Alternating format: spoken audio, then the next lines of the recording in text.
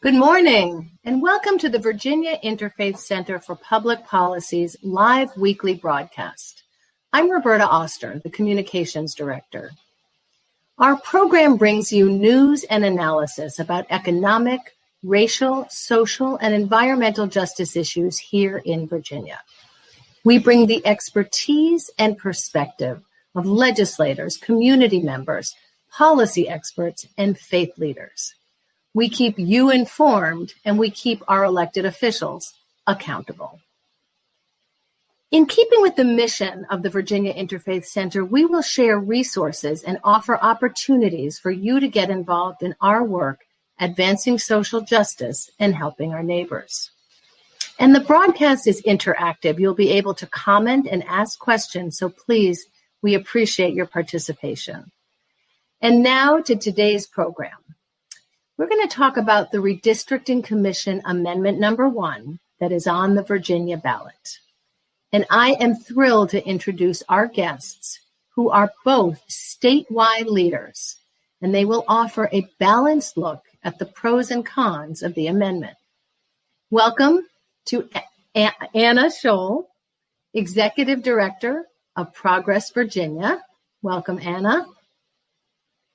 Good morning. And Deb. Thank you, Anna. And Deb Wake, who is president of the League of Women Voters of Virginia. Our moderator is my colleague and friend, Dora Muhammad, the Congregation Engagement Director of the Virginia Interfaith Center for Public Policy. Dora? Good morning, everyone. Thank you so much for joining us. As always, this show is a part of our voter education for 2020, as we have the elections upon us in November. I'm so very thrilled to have our guests with us. It's just so important to me to really craft and shape a show that shows both sides of the opinions of voting for the amendment or not voting for the amendment. We have a lot to cover today. We're going to dive right in. So I want to ask if you all can hold your questions until the end. And if you have an unanswered question, because we will cover a lot, then put it in your comments for us to follow up on. So just to give some background, this year is the 2020 census year, which happens every 10 years in the US by the Constitution. And basically it's a head count. If you haven't heard me pitch it already, it takes less than 10 minutes. So if you haven't completed your census yet, you can complete it during the show and you will be done. So go ahead and do that.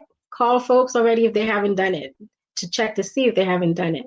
But that census data is then given to the states next year so that they can look at sort of the population shifts and see how to redraw their districts for legislators, for state legislators and congressional districts for the US Senate and the US House of Representatives. So it's very, very critical.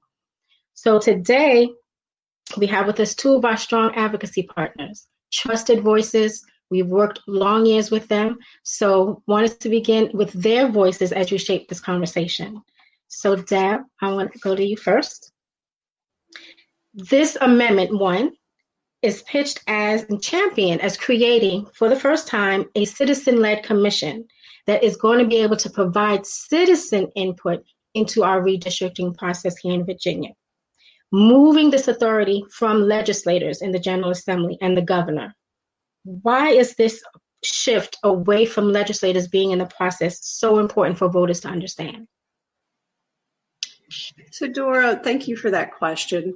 400 years ago, the first Black people were brought to our shores, the first women came to our shores, and the first representational government was established in Virginia. And that meant that people could elect people to represent them, to make rules and laws. And almost immediately, we saw those people taking power for themselves, but also not everyone was represented. Women didn't have the right to vote. Black vote was suppressed until 1965 Voting Rights Act. And it's what we are seeing here is an opportunity to give power back to the people, back to the voters. And that's why this is such an important issue. Thank you. And so if we can have, before I go to Anna, I'm a very visual person. So I did a little, just so that I can even understand the process of how the commission is going to be formed. I did a little diagram, if you can put it up, and I just walked through it. So here is what Deb is explaining. So for the first time, instead of it being totally legislators, the commission will be 16 members. 8 will be legislators, 8 will be citizens. So here's my little trust on the left. We have the process. How are the 8 legislative members going to be decided? You have 4 leaders in our state legislature: Senate Majority Leader, Senate Minority Leader, House Majority Leader, and House Minority Leader. So when I refer to party leadership, I'm talking to about these 4 individuals. They're going to appoint 2 each legislators to the commission, and that's how you have your 8 legislators. Then your 8 citizen members will be, this is a process. The Chief Justice of Virginia Supreme Court, who's an appointed justice, will send a list, certify a list to party leadership of retired judges. Party leadership will then, each of the 4 will select 1 judge who will then form the selection committee. Those 4 judges that the party leadership identifies will select the 5th one.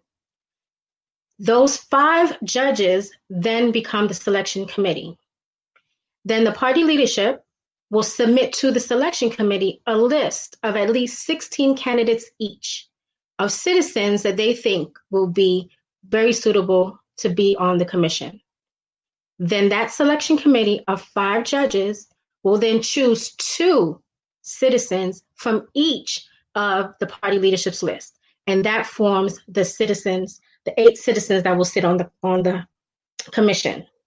So having laid out that foundation about the different roles, the amendment provides for the Virginia Supreme Court to draw the districts if the commission fails to approve any map that they're deciding on, or if the General Assembly fails to adopt any of the maps that's submitted to them for their approval. So Anna, I want to ask you now, critics point to the provision, and if you can put up the second graphic I did real quick before I pose this question. Yes. Critics point to the provisions in the amendment where 3 of the 4 senators or delegates must vote yes, which requires them to work in a bipartisan manner. So according to my little diagram, you see, so of the 8 legislators that we just walked through being appointed to the commission, at least 3 senators must agree on the maps, or at least 3 delegates must agree. So of course we have Democratic and Republicans. So as you can see, with it being 3, it compels bipartisanship to work together to get an agreement. But opponents say that what it also creates is an automatic kill switch or veto block, because you can have 2 legislators who decide they don't want to support it, and then they can veto a map. So Anna, I want to ask you, why is that provision important for voters to understand? Thanks, Dora. I think that the first thing that's really important to understand that you just showed in the first chart is that the amendment doesn't actually remove politicians from the process. It actually consolidates their power, because the proposed commission is made up of 16 members, 8 legislators appointed by party leaders, and 8 so-called citizen members who are also chosen by party leaders. So the entire population of the commission is powerful politicians and probably party insiders. So once those people draw the maps, there are rules about how many members of the commission have to sign off on them.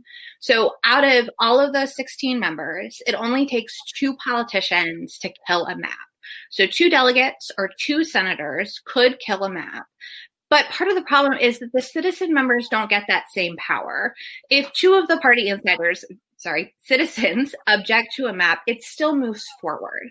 So that makeup gives politicians outside power on the commission of people who were already handpicked by the politicians to begin with.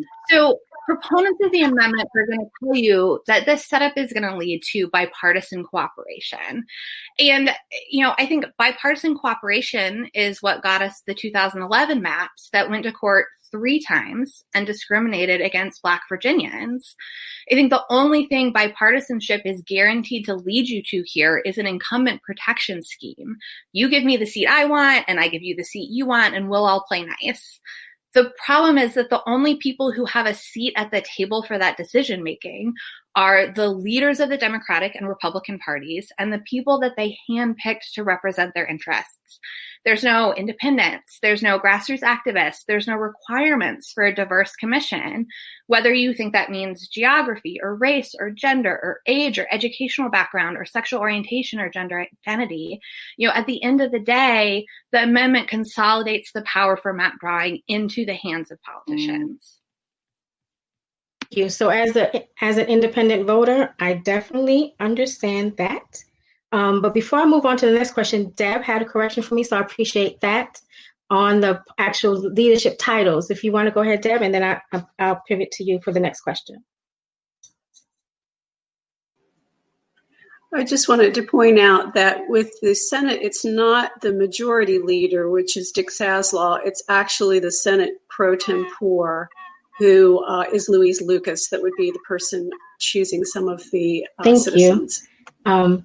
So in Virginia, 1/3 of the voting population is independent. So Deb, what do you say in terms of how the bill actually champions being a major move away from bipartisanship? I think that instead of focusing on who is on the commission, or that the issue is not that legislators are on the commission, because legislators have always had, as Anna pointed out, participated in this process. What's important is that citizens are now getting to participate in this process. And what we have seen is that whoever the majority party is draws the lines, the minority party takes it to court. It's challenged for years in the court. The last challenge took 7, 8 years and $10 million, and it's the taxpayers that are paying for that. It's the taxpayers whose votes are suppressed while those go through the court.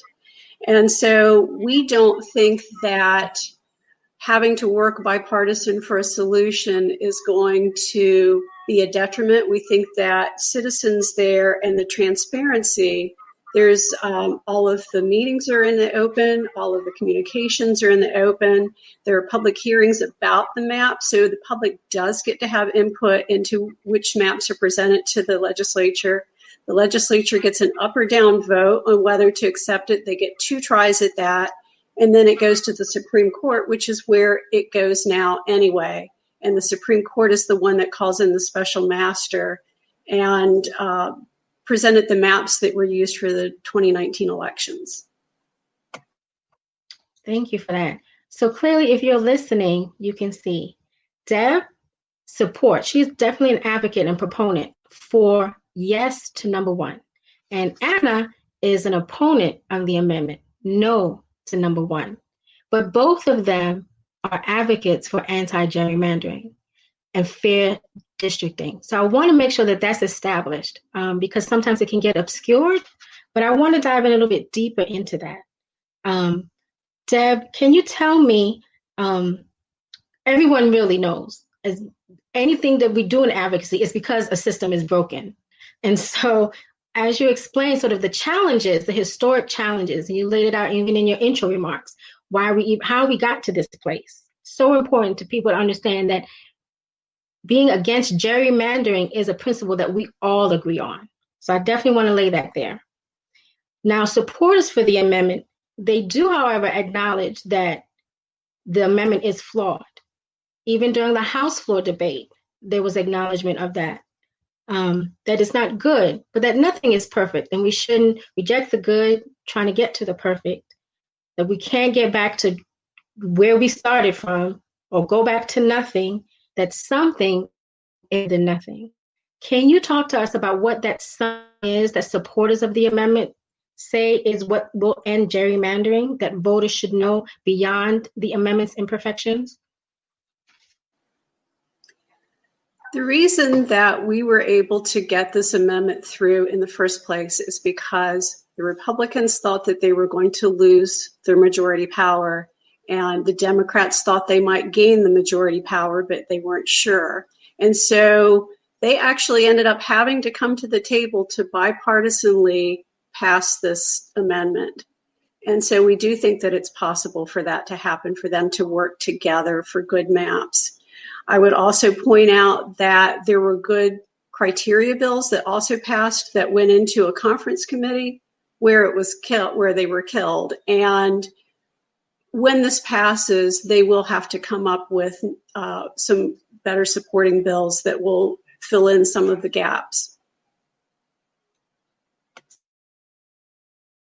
So opponents say that actually the flaws, part of the gap that Deb alluded to just now, is actually what makes the amendment a fatal flaw. So it's not just an imperfection, it's actually a fatal flaw.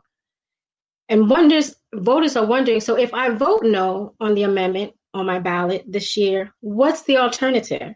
What will be in place to help make sure that 2021, we have a fair process for redistricting? I know that there was a law that was passed, HB 1255. The Senate version was 717. But can you tell us about that? What would be the alternative?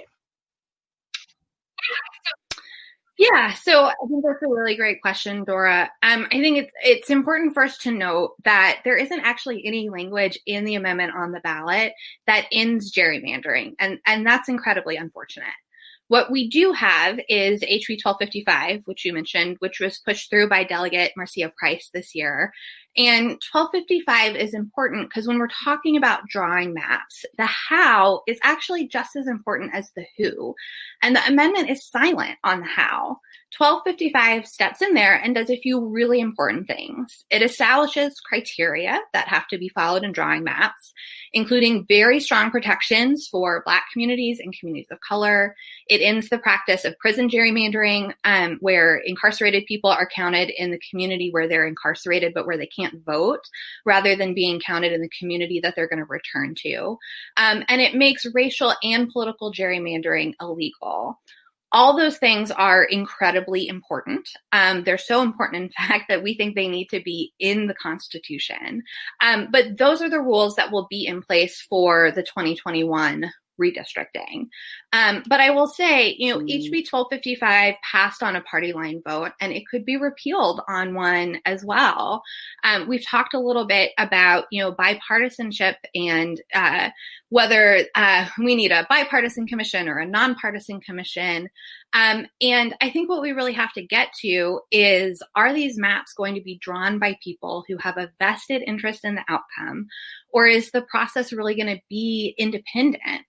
I think we all talk about the phrase and all really believe, I think we all agree, that voters should choose their elected officials, not the other way around.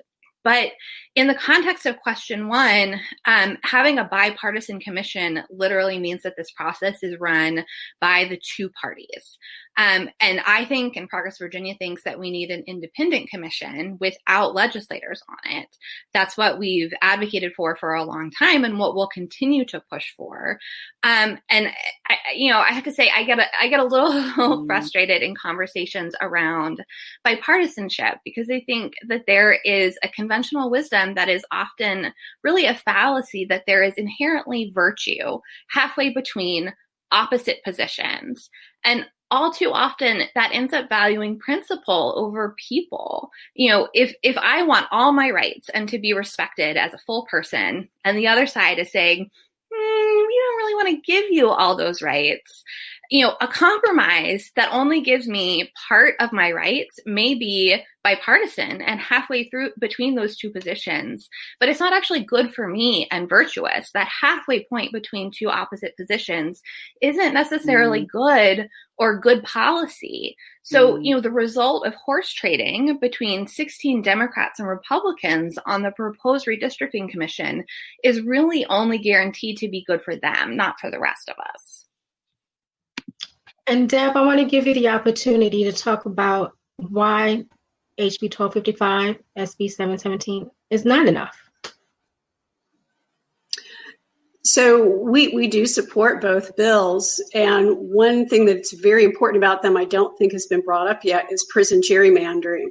And what these bills do is make sure that people who are incarcerated are counted at their last home address instead of in a prison that might be far from where they live.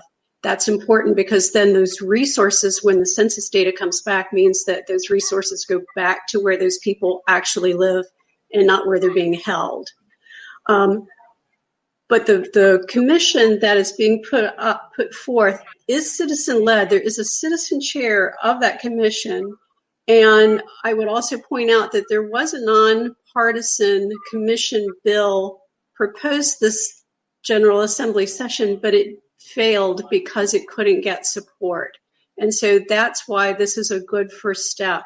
I agree with Anna.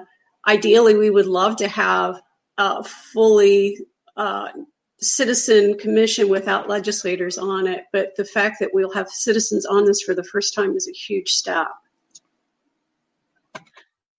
So I want to talk about, and you mentioned it, both of you actually touched upon it, one thing that also failed in this past session, and it was that enabling legislation that House Dems tried to put forth to sort of reinforce the protections for communities of color, particularly the Black community, of course. This legislation was put forth and designed and crafted by members of the Virginia Legislative Black Caucus. In some of the most passionate speeches I've heard on the floor, but yet it failed. And that was concerning.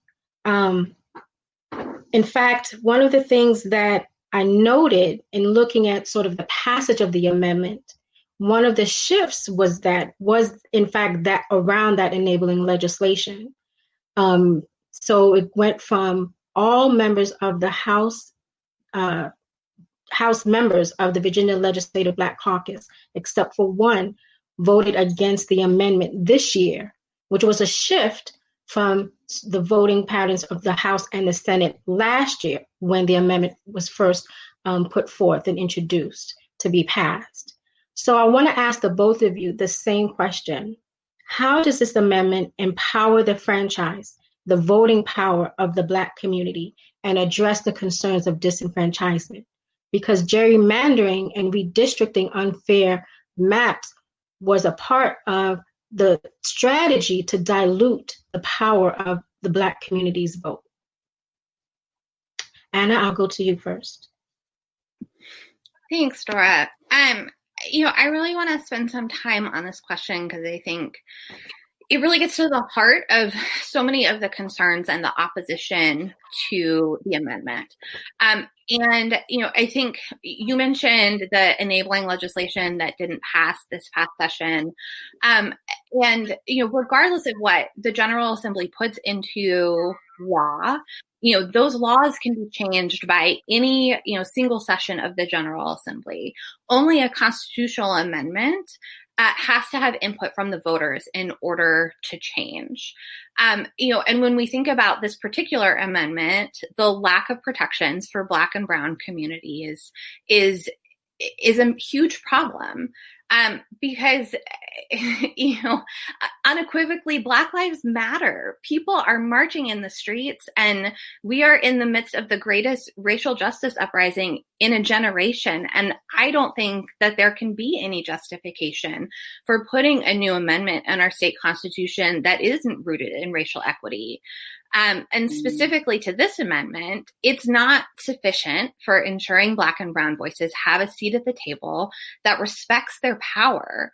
There's no requirement for diversity on the commission. So we could 100% end up with a group of 16 old white men, basically the same people, who have been making decisions in Virginia for a long time. But more than that, we have a long history in Virginia that Deb referenced earlier, a 400-year history of disregarding, devaluing, and dehumanizing Black people. 2 years ago, the court ruled that the politicians who drew the House of Delegates maps had discriminated against Black voters and sought to minimize Black voting power in the maps. So it's not enough to have an amendment that is silent on racial justice. I think the supporters of the amendment are going to tell you that protections are in there, and we're going to disagree on that. What they're referring to are the references in the amendment to the 14th Amendment to the U.S. Constitution and to the Voting Rights Act and to laws that are already in existence. But the proposed amendment isn't treading any new ground here or creating new protections. It's just restating the basic principle of federalism that we all learned in civics class, that we in the states also have to abide by federal law and the federal Constitution. And here's the deal. The 14th Amendment and the currently gutted Voting Rights Act were in effect when Virginia drew racist maps in 2011. The 14th Amendment hasn't protected Black people for a lot of years from systemic racism, and we still can't get Congress to reauthorize the Voting Rights Act. So there's also a second sentence in the amendment that says communities of color should be respected, quote, where practicable. And the only other criteria for map drawing that's in the Constitution is actually already there and says that districts have to be compact and contiguous, period. Not where practicable. It's only representation for communities of color where practicable. And that modifier creates a loophole that's a big problem. This is an area where you don't actually have to just trust me. The Princeton Gerrymandering Project had a similar critique of the amendment, and their review of the language also says that, those protections for communities of color aren't strong enough and have to be bolstered. They said specifically the efficacy of this language is undercut by only requiring those opportunities where practicable, and by concerns that the Supreme Court may find dilution claims under Section 2 of the Voting Rights Act unconstitutional. Because the proposed criteria alone are not enough to guide the Commission's work, the criteria should be added to ensure that political and racial minorities are fairly represented by the Commission's in-project.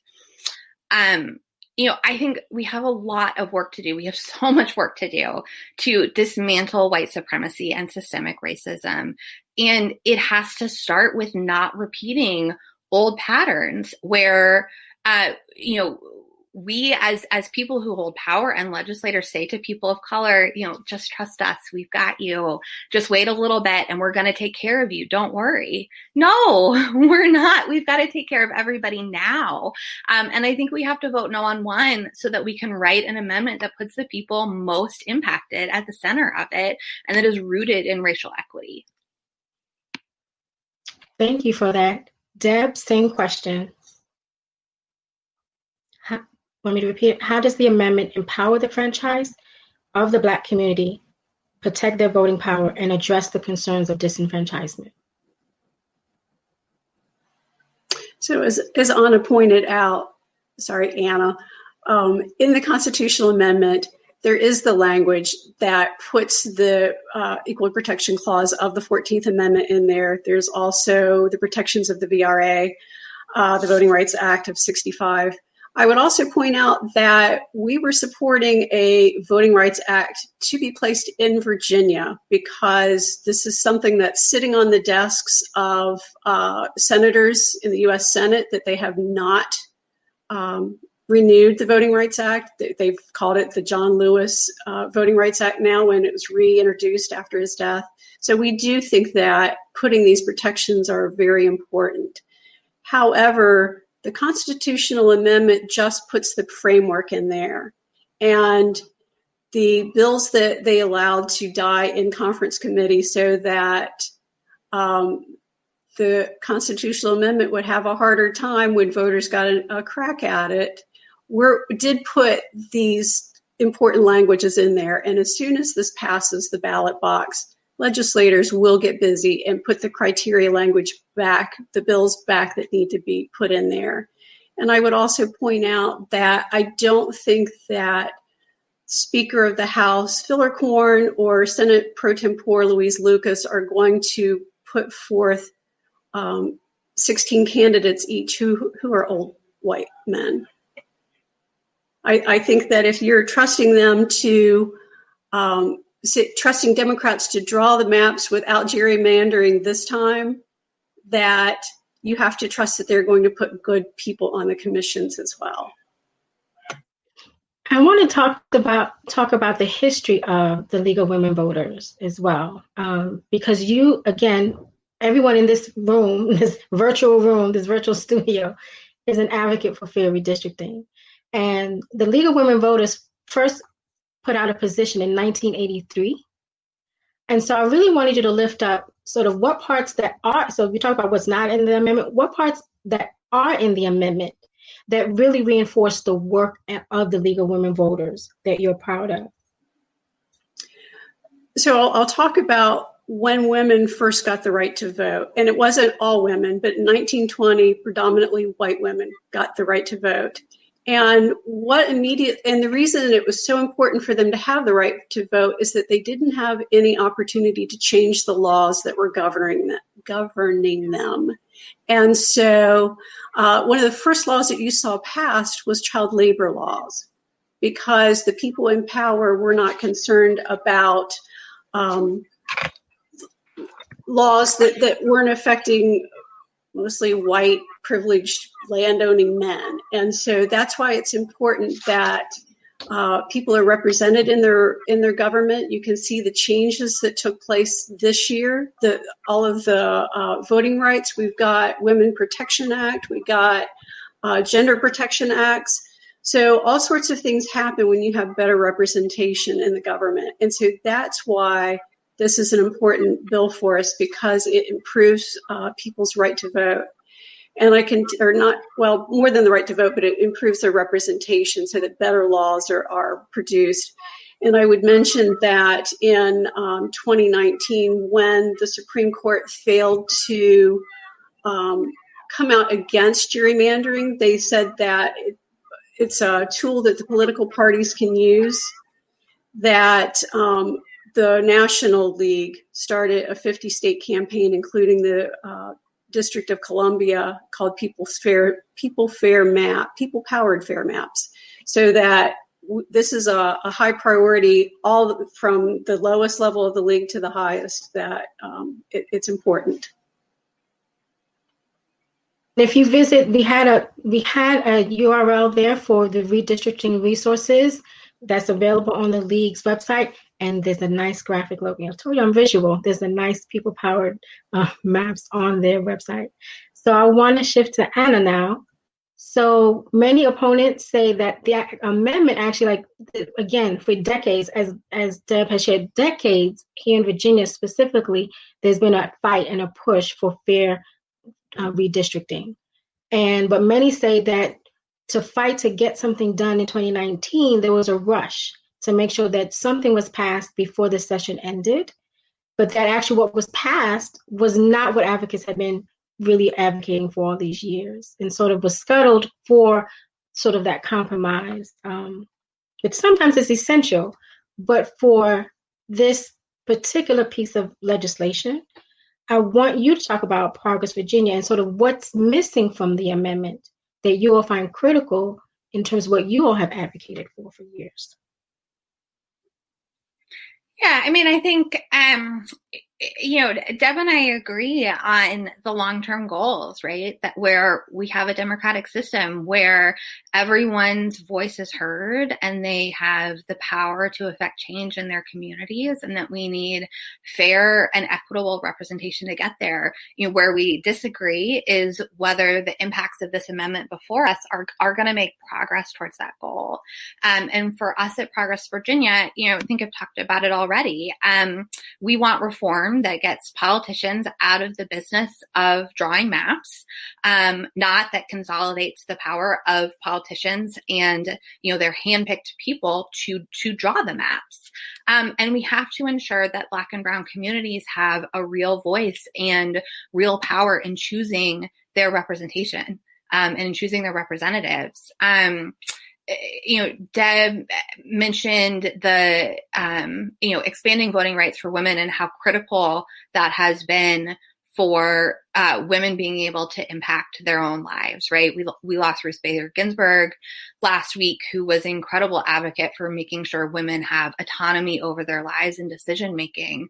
But what I think we always have to recognize is that rights and protection and autonomy for people of color have always lagged behind rights and autonomy and protections for white men and for white women. And we're seeing that again this week, right?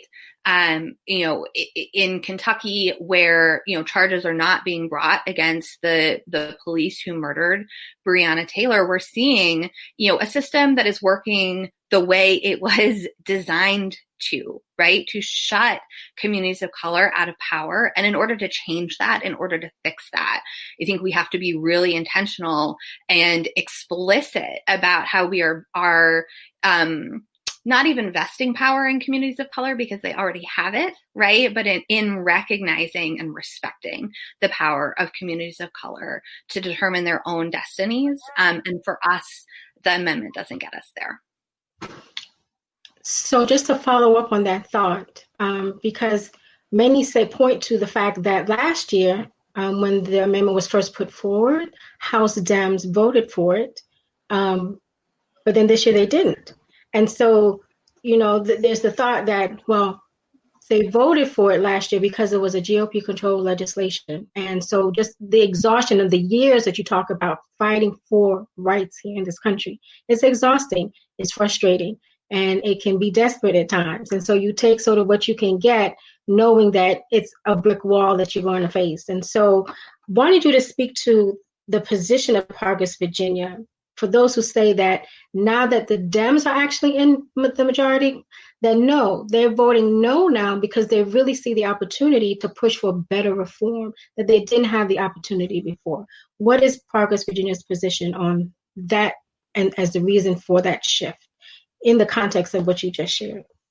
Well, I'm not a legislator and I'm not a member of the General Assembly. So, I will leave it to legislators to speak to their constituents for explaining their votes. But what I will say is that I don't think that there is actually a lot of inconsistency, among the group of people that you describe. I think people have been consistent for years and years and years about the need for independent redistricting, about the need for reform that gets politicians out of the business of drawing maps. And that's not what the amendment does. The amendment still leaves politicians in charge. And the Constitution is pretty permanent, right? It is hard to change. That's why we still have the amendment that bans same-sex marriage in the Virginia Constitution. And I think it is important that if we're going to put something in our Constitution, we get this right and we take the time to get it right. It's unfortunate that we don't have the ideal language that I know we all want before us this year. And our position at Progress Virginia is we think people should vote no, so that we can do this right and we're not enshrining a half measure that keeps politicians in charge in our Constitution. So I want to pivot to you, Deb, and ask similarly the same thing. The criticism is that no, House Dems actually are voting against it now because they just want to protect their seats now that they're in power. What is the league's position on that? So we don't support or oppose candidates. We focus on the issues. So I just want to make sure that it's understood that we're nonpartisan. But yes, that's what we saw was the bill the constitutional amendment that came out was a conference bill. But what that means is that it passed both houses, but the chambers, the House and the Senate, the versions were a little bit different. In conference, they hammer those out so that there is one bill. So there weren't huge changes. This wasn't an 11th or a 13th hour decision where this bill came out. There were no gotchas or surprises at the end. So the only thing that did change was the majority party. And we think that it's so important that citizens have a voice in this, that citizens are leading the commission, that there's transparency, public hearings, there's lots of opportunities for the public to have input. And so if we don't pass this, nothing changes. And we've already talked about how what we currently have is not working. So a voting yes for this amendment is a vote for change. Out of respect, even though I do plan to do a show with legislators, we do have some comments coming in on Facebook from Delegate LaCherice Aird. And so I just wanted to read them. She says, and don't forget to mention, it makes it easy for me. Legislators have made a great commitment already to changing with redistricting by passing HB 1255, which actually bans prison, political, and racial gerrymandering. She goes on to say, and don't forget to mention House Black Caucus members tried to warn members and voters in 2019 and 2020 about the harms of this amendment. And last, is it fair, so this is the question for both of you, is it fair to ask Black and Brown communities to risk representation in perpetuity, all for the sake of taking a flawed step forward? Thank you, Delegate Aird, for tuning in. And I will go to Deb first and then Anna. So I would point out that while the House Black Caucus delegates opposed it, the Senate Black Caucus members all supported the constitutional amendment. So the Legislative Black Caucus is split on the amendment. And I think that I don't think that a vote for the amendment means that Black voices are being silenced. I think that it means Black citizens have a chance to be on the commission and have their voices heard and not protect incumbents, whoever of whatever race or nationality, to have safe seats, but the citizens, the voters, have a say in the process. Anna? Yeah, I mean, I think to Delegate Aird's question, no, it's not okay to ask Black and Brown communities to put everything on the line for this amendment. And either the protections are in the amendment or they're not. And if they're not in the amendment, then that is a signal to Black and Brown communities that we are saying they are not important enough to put there. Maybe we can trust the leadership that we have right now to appoint a diverse commission, but we're not just passing a constitutional amendment that is only in effect for 2021 and never again. We are passing a constitutional amendment that is going to be a permanent part of our Constitution for redistricting after this, which means that I think we have a responsibility to craft language that is bulletproof, right? That is going to do all of the things that we need it to and doesn't rely on the hope that party leadership and legislators are going to do the right thing, right? Because the entire premise of why we need a constitutional amendment on redistricting is that over and over again, we have seen that politicians aren't doing the right thing and they are rigging the districts. And I think, for us at Progress Virginia, that means that we're encouraging folks to vote no, and we want to see an amendment that is explicit on rights and protections for people of color there in the Constitution. So this is the move to the last question. Thank you all for this conversation. I want to talk about the outside voices of support. There's been a lot of press endorsements, local, national newspapers, but then also anti-gerrymandering experts in Virginia and across the country. So with the support being broad, this far and wide, should that level of support matter to voters? I think that if you want to know what someone who is not in power and doesn't have a vested interest in this constitutional amendment says about it, if you want people who have been studying gerrymandering and that's what they do, they all support this as a good amendment. And it doesn't have to be the last amendment ever passed on redistricting. I think that it can be an important intervening step. We pass this one, we get citizens involved in the process, we pass another one that gives us a fully independent commission. Thank you. And then Anna, so likened to that, because the support is so far broad and wide, people are able to look and see who's actually funding these campaigns. And there's a lot of out-of-state funding coming to support the vote yes. And I want to bring to attention two public websites, two organizations, fairmapsva.org and fairdistrictsva.com. And so one is for the yes to one campaign, and one is no to one campaign. So I just want to encourage you all to look at both of those sites.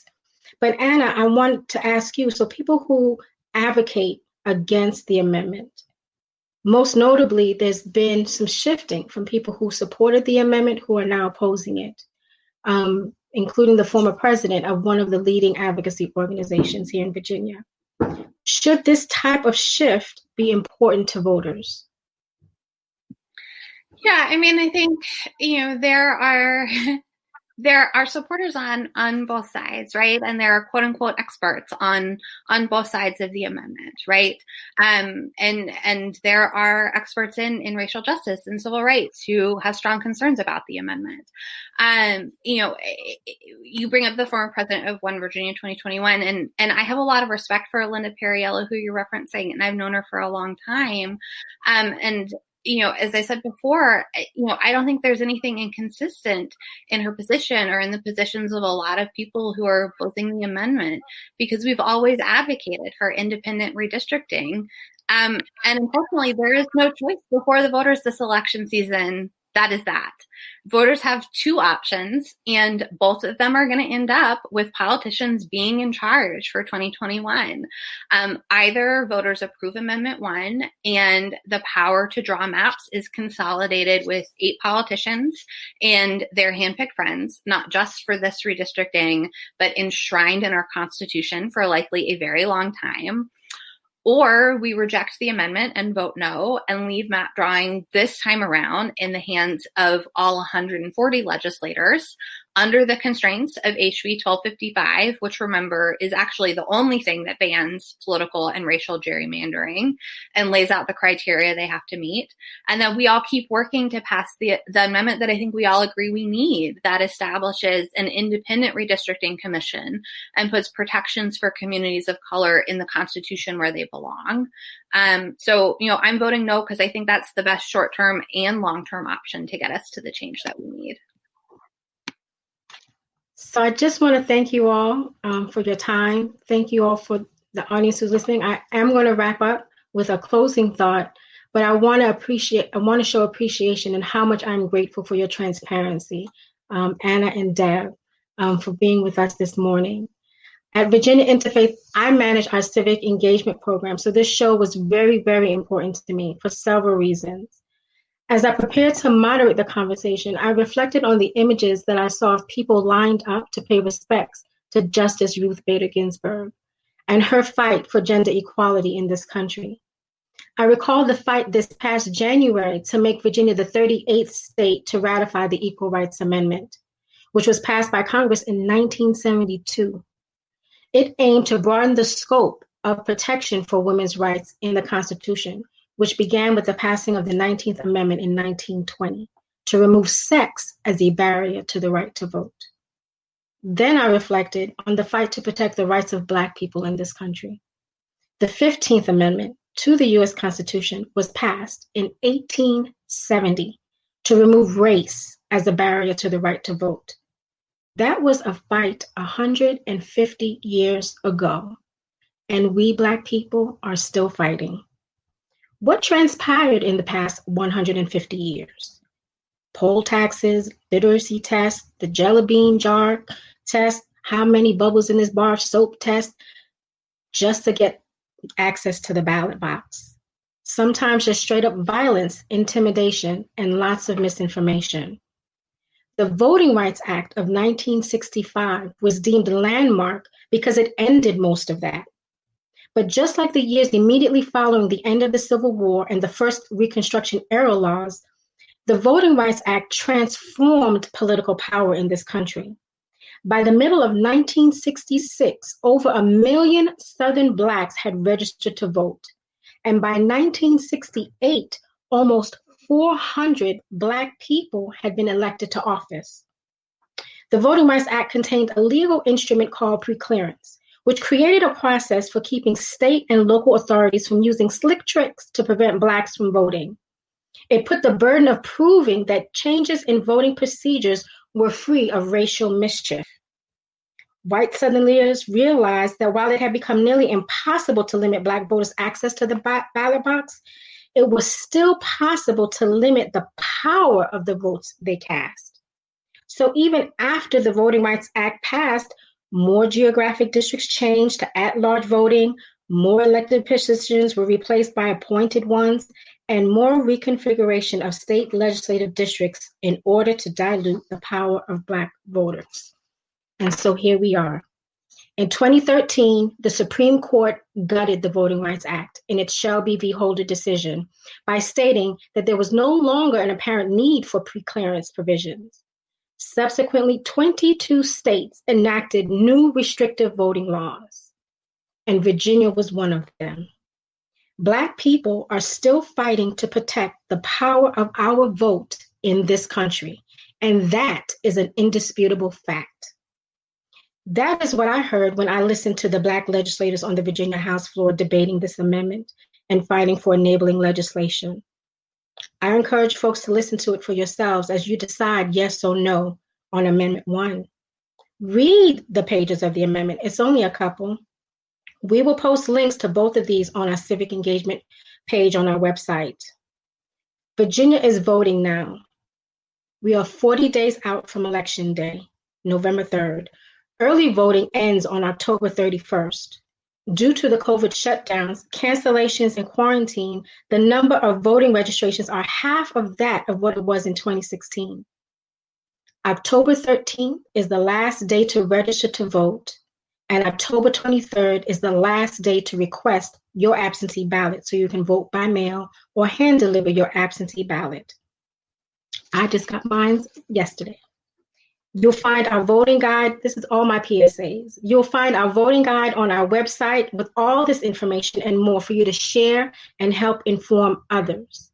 I encourage you to help get out the vote and volunteer to protect our election.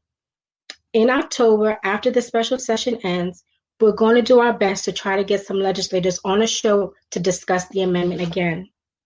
We will post the graphics you saw today, as well as a one-pager providing both sides of the opinion on the issues that we discussed also on our website. So now is the time. If you have a question that was unanswered today, please put it in the comment section now for us to follow up. And while you do that, I will end with a quote from Thurgood Marshall. Before he became the first Black judge to be appointed to serve on the Supreme Court, the legal mastermind of the dismantling of the Jim Crow segregation, who argued before the Supreme Court and won and finally struck down the separate but equal doctrine. He said, "It's a democracy if we can keep it. And in order to keep it, you can't stand still. You must move. And if you don't move, they will run over you." As always, stay informed, stay inspired, and stay connected. Thank you for joining us today.